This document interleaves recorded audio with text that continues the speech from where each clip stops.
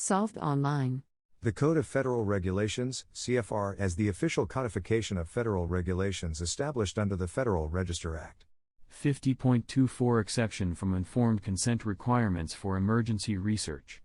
A. The IRB responsible for the review, approval, and continuing review of the clinical investigation described in this section may approve that investigation without requiring that informed consent of all research subjects be obtained if the IRB, with the concurrence of a licensed physician who is a member of or consultant to the IRB and who is not otherwise participating in the clinical investigation, finds and documents each of the following. 1. The human subjects are in a life-threatening situation, available treatments are unproven or unsatisfactory, and the collection of valid scientific evidence, which may include evidence obtained through randomized placebo-controlled investigations, is necessary to determine the safety and effectiveness of particular interventions. 2. Obtaining informed consent is not feasible because I. The subjects will not be able to give their informed consent as a result of their medical condition. 2. The intervention under investigation must be administered before consent from the subject's legally authorized representatives is feasible, and 3. There is no reasonable way to identify prospectively the individuals likely to become eligible for participation in the clinical investigation. 3. Participation in the research holds out the prospect of direct benefit to the subjects because I. Subjects are facing a life-threatening situation that necessitates intervention. 2. Appropriate animal and other preclinical studies have been conducted, and the information derived from those studies and related evidence support the potential for the intervention to provide a direct benefit to the individual subjects, and 3. Risks associated with the investigation are reasonable in relation to what is known about the medical condition of the potential class of subjects, the risks and benefits of standard therapy, if any, and what is known about the risks and benefits of the proposed intervention or activity. 4. The clinical investigation could not practicably be carried out without the waiver. 5. The proposed investigational plan defines the length of the potential therapeutic window based on scientific evidence, and the investigator has committed to attempting to contact a legally authorized representative for each subject within that window of time and, if feasible, to asking the legally authorized representative contacted for consent within that window rather than proceeding without consent. The investigator will summarize efforts made to contact legally authorized representatives and make this information available to the IRB at the time of continuing review. 6. The IRB has reviewed and approved informed consent procedures and an informed consent document consistent with 50.25. These procedures in the informed consent document are to be used with subjects or their legally authorized representatives in situations where use of such procedures and documents is feasible. The IRB has reviewed and approved procedures and information to be used when providing an opportunity for a family member to object to a subject's participation in the clinical investigation consistent with paragraph 7v of this section. 7.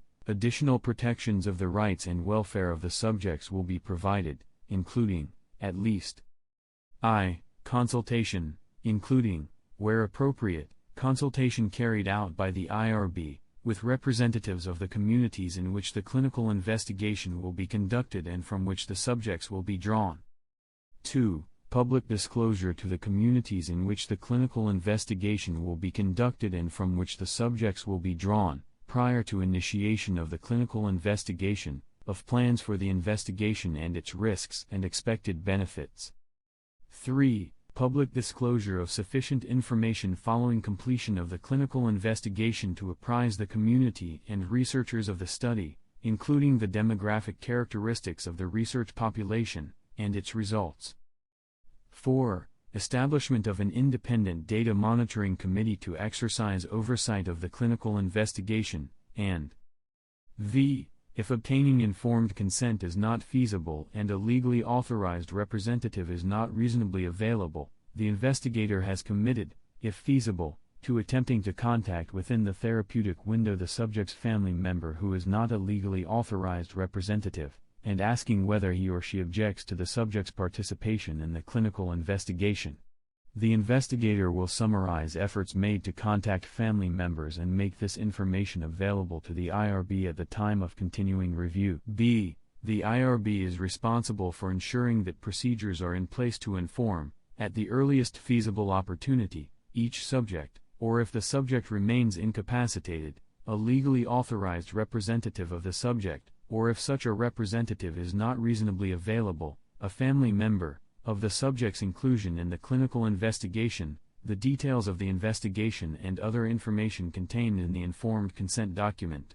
The IRB shall also ensure that there is a procedure to inform the subject, or if the subject remains incapacitated, a legally authorized representative of the subject, or if such a representative is not reasonably available, a family member, that he or she may discontinue the subject's participation at any time without penalty or loss of benefits to which the subject is otherwise entitled.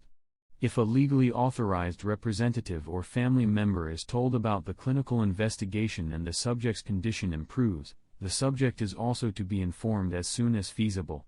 If a subject is entered into a clinical investigation with waived consent and the subject dies before a legally authorized representative or family member can be contacted, information about the clinical investigation is to be provided to the subject's legally authorized representative or family member, if feasible. C. The IRB determinations required by paragraph A of this section and the documentation required by paragraph E of this section are to be retained by the IRB for at least 3 years after completion of the clinical investigation, and the record shall be accessible for inspection and copying by FDA in accordance with 56.115b of this chapter. D. Protocols involving an exception to the informed consent requirement under this section must be performed under a separate investigational new drug application, IND, or investigational device exemption, ID, that clearly identifies such protocols as protocols that may include subjects who are unable to consent. The submission of those protocols in a separate IND/ID is required even if an IND for the same drug product or an ID for the same device already exists. Applications for investigations under this section may not be submitted as amendments under 312.30 or 812.35 of this chapter. E. If an IRB determines that it cannot approve a clinical investigation because the investigation does not meet the criteria in the exception provided under paragraph A of this section or because of other relevant ethical concerns, the IRB must document its findings and provide these findings promptly in writing to the clinical investigator and to the sponsor of the clinical investigation. The sponsor of the clinical investigation must promptly disclose this information to FDA and to the sponsor's clinical investigators who are participating or are asked to participate in this or a substantially equivalent clinical investigation of the sponsor, and to other IRBs that have been, or are, asked to review this or a substantially equivalent investigation by that sponsor. SolvedOnline.